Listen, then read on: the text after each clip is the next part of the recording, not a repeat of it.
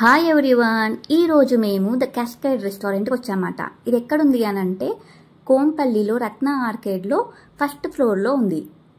అయితే ఇది లోపలికి వెళ్ళగానే ఎంటర్ అవ్వగానే ఫస్ట్ రైట్లో మనకి ఈ డ్రాగన్స్ నోట్లో నుంచి వాటర్ పడుతున్నట్టు ఉంటుంది.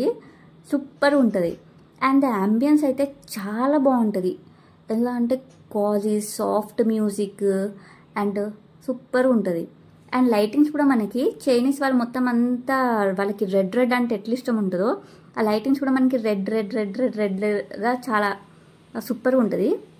అంటే బ్రైట్ ఉండకున్నా కానీ మనకి తెలుస్తుంది అన్నమాట అది.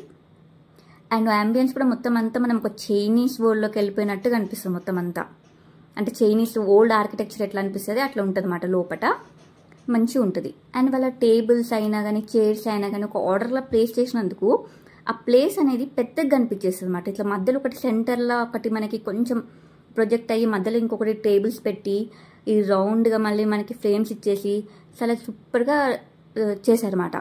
ఇది కూడా సూపర్ అని చెప్పొచ్చు. ఇది ఒకటి. అండ్ మనకి లెఫ్ట్ సైడ్లో ఇది కిచెన్.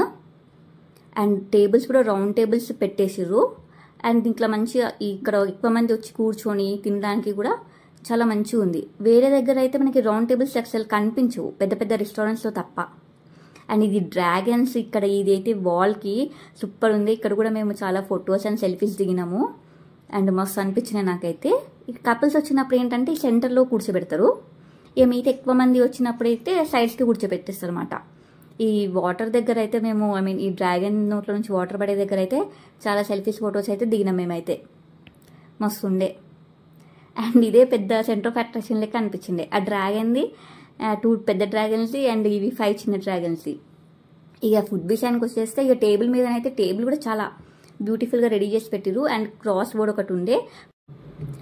అయితే క్రాస్ బోర్డ్ ఏంటి అని అంటే మనకి ఎప్పుడైనా సరే లేట్ అయినప్పుడు ఆర్డర్ లేట్ అయినప్పుడు కానీ దానికోసమనే పెట్టారు అనుకుంటా, నేనైతే అనుకుంటున్నది.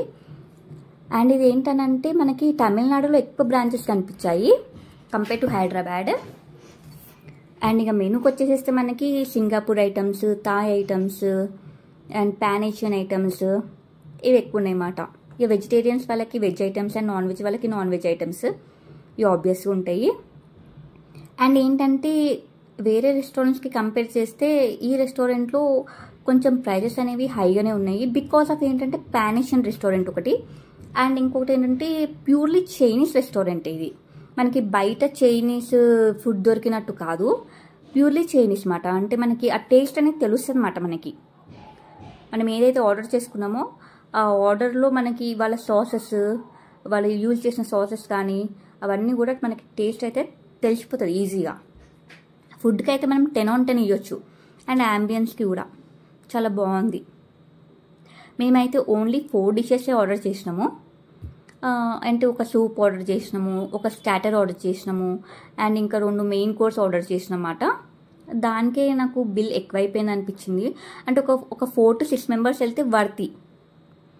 అండ్ మేము సూషి కూడా ఆర్డర్ చేసినాము, రామెన్ కూడా ఆర్డర్ చేసినాము.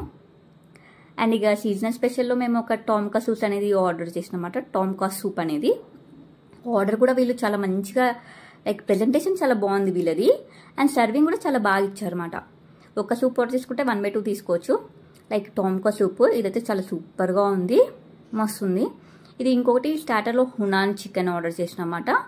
ఇది కూడా దీని సాసెస్ అనేవి చాలా డిఫరెంట్గా ఉంది అన్నమాట. సూపర్ ఉంది, టేస్ట్ 10 on 10 ఇవ్వచ్చు. నాకైతే మస్తు నచ్చింది.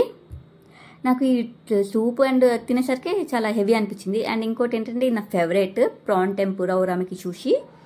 అండ్ సూషి ఆల్రెడీ నా ఫేవరెట్. అండ్ ఈ సూషి వచ్చేసి మేము ఎందుకు ఆర్డర్ చేసినామనంటే ఇది కొంచెం ఫ్రై చేసో ఉడికించో ఇట్లా పెట్టిండ్రు. వేరేవి అయితే మనకి లైక్ ఏంటంటే రా ఇచ్చేస్తారన్నమాట. అందుకోసం అని చెప్పి ఇదే ఆర్డర్ చేసినమాట మేము.